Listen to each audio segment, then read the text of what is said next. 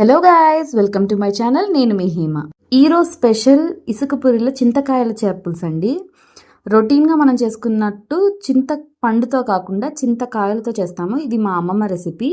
మరి రెసిపీ ఎలా చేస్తానో చూసేద్దామా? ఒక 1/4 కిలో చింతకాయలని నీట్గా వాష్ చేసుకొని కొద్దిగా వాటర్ పోసుకొని బాగా ఉడకనివ్వాలి.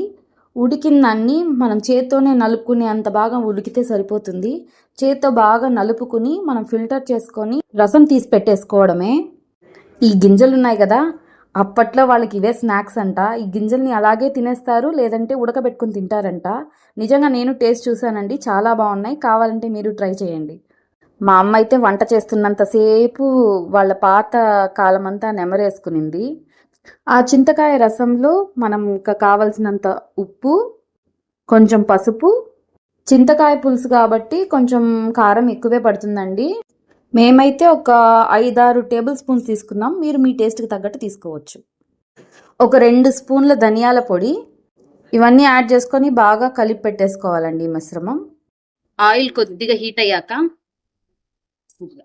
కొంచెం మెంతులు, నెల్లూరు చేపల కూరకి మెంతులు మ్యాండేటరీ. కొంచెం ఆవాలు చిట్టుపట్టమన్నాక మనం కట్ చేసి లైట్గా కలర్ మారేదాకా ఫ్రై చేసుకోవాలి. లైట్గా గోల్డెన్ బ్రౌన్ అవుతుంది కదండి, అప్పుడు మీరు పచ్చిమిరపకాయలు యాడ్ చేసుకోవచ్చు. 3 సన్నగా ఘాటు పెట్టుకున్న పచ్చిమిరపకాయలు, 3 పెద్ద టమాటాలు కట్ చేసి పెట్టుకున్నాను, వాటిని యాడ్ చేసేయడమే. టమాటాలు బాగా మగ్గాలి. మనం పులుసులో ఆల్రెడీ వేసేసుకున్నామండి, కానీ ఇప్పుడు మళ్ళీ కొంచెం టమాటాలు మగ్గడానికి మాత్రం కొంచెం కల్లుప్పు, కొంచెం పసుపు వేసుకుంటే తొందరగా మగ్గుతుంది. ఇది ఒక టిప్. ఇప్పుడు మూత పెట్టి ఉడికించుకుందాం. టమాటాలు బాగా మగ్గిపోయాయండి.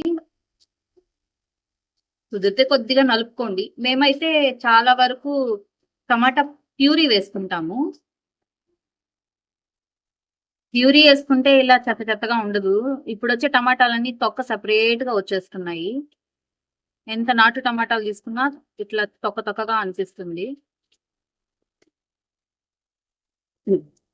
టమాటా బాగా మగ్గింది అనుకున్న తర్వాత మనం తీసి పెట్టుకున్న చింతకాయ పులుసు ఉంది కదా, అది యాడ్ చేసేసుకోవడమే.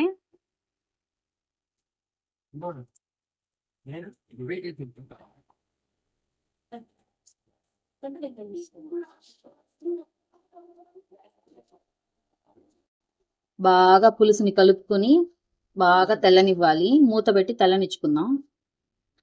పులుసు బాగా మరిగిన తర్వాత పులుసు పొడి వేసుకోవాలండి. పులుసు పొడి అంటే ధనియాలు, జీలకర్ర, మెంతులు, కొంచెం ఆవాలు బాగా దోరగా వేపుకొని పొడి చేసుకోవాలి. ఆ పొడిని 2 స్పూన్స్ ఆ పొడి యాడ్ చేసుకోవాలండి.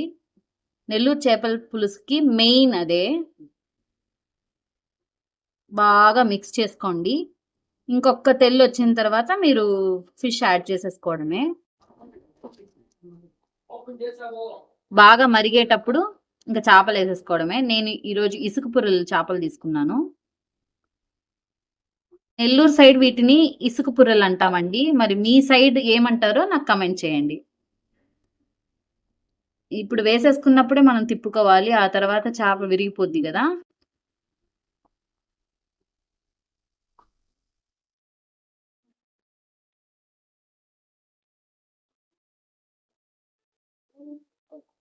కూర బాగా ఉడికిన తర్వాత కొద్దిగా కొత్తిమీర యాడ్ చేసేసుకుందాం. గుమగుమలాడే ఇసుక పుర్రెల చేపల పులుసు రెడీగా ఉందండి. మరి టేస్ట్ చూసేద్దామా? టేస్ట్ ఎలా ఉంది? చాలా బాగుంది. కారం ఉందా? తినేటప్పుడు కారం కాదు, అన్ని సరిపోయింది. ఉప్పు, కారం, పులుపు, పులుసు కన్సిస్టెన్సీ చాలా బాగుంది.